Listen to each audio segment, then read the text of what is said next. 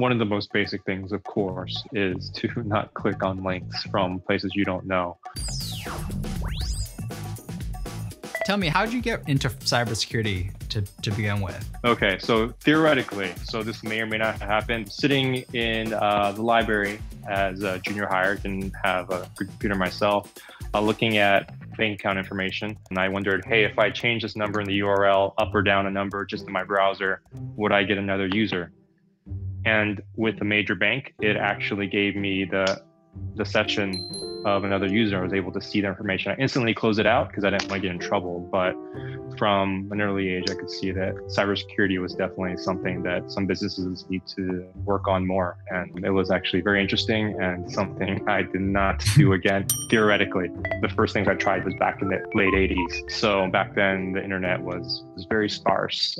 But I just try to tinker and mess around and was able to do some cool things. And nowadays, there's just so much more out there, so much more that someone can do. There's so many different ways that someone can hack nowadays. There's web application, there's networking. You can use Wireshark or Burp or Metasploit or so many different tools that you can specialize or learn a specific avenue of hacking or red teaming and specialize in that. And one doesn't have to be knowledgeable in every single thing. What was like your first serious programming language? I think Python definitely, and I'm glad that's the case. Python is just so helpful. It's used a lot, but it's also something that someone like me or a red teamer could use to write their own scripts to get things done. So it's definitely the first language I'd recommend for someone that is interested in red teaming. So what is a red team operator, and what do you do to make your living? What's your craft? So as a red team operator or a penetration tester, one of my friends who's a programmer describes his job as he builds Legos and builds structures with Legos. A red teamer or a penetration tester is a guy who smashes the Legos.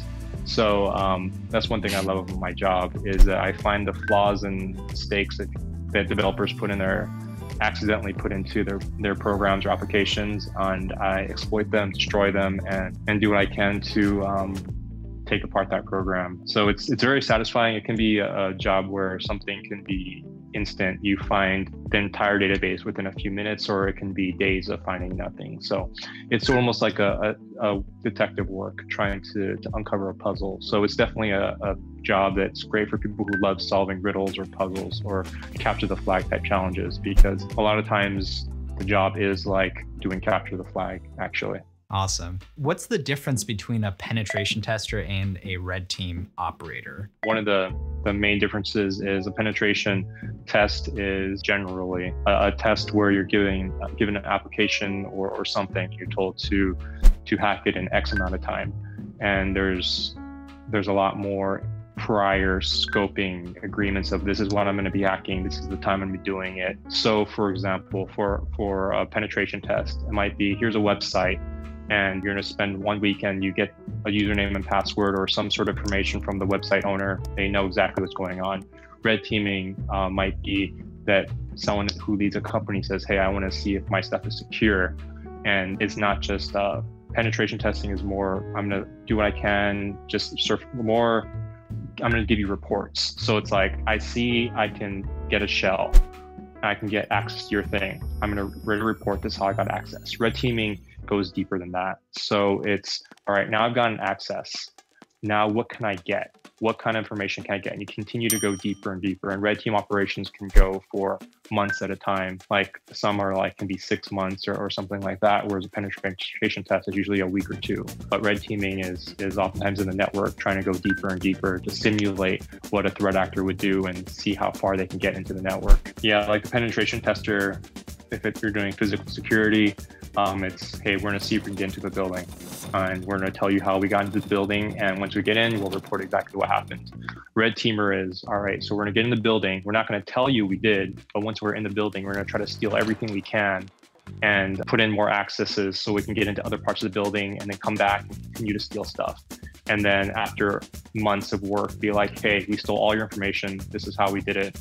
And then bring it from there. So it's more of a in-depth type work. Can you walk me through the process of like what you would go through to maybe target a person or organization? Okay, so if someone, let's target an individual, first thing that someone in that position would do would be to get as much open source information on them as possible. It's pretty easy to find someone's full name, date of birth, last phone number, address, and all that kind of information. So once you have someone's email address, you can send them emails that may have malware in it or links to malware.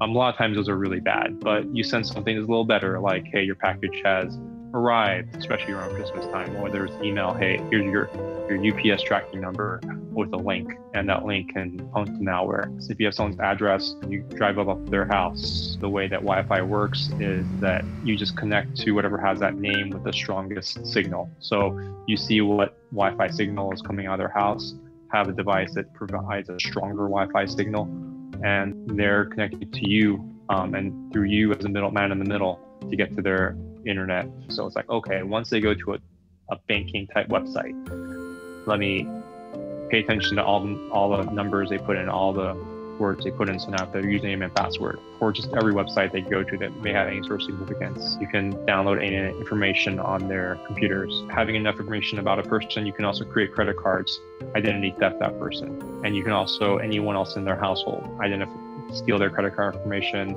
send emails in their name, cause chaos, post social media posts. You see celebrities sometimes blame hackers. Don't know if that's always the case, but you can post as them in social media, discredit them. Gotcha. What are some of the salary ranges that you've seen kind of across the board for red teamers? I'm not familiar with the entry-level salaries. The mid and upper salary is about $100,000 to $200,000. Here's some 2-second responses, right? And just kind of off the top of your head. Vim or Emacs? Vim. Best Linux distro? I'm just gonna say Kali. iPhone or Android? Android. Bash or PowerShell? Bash. Best hacker movie? Never seen a good one. Email provider of choice? Gmail.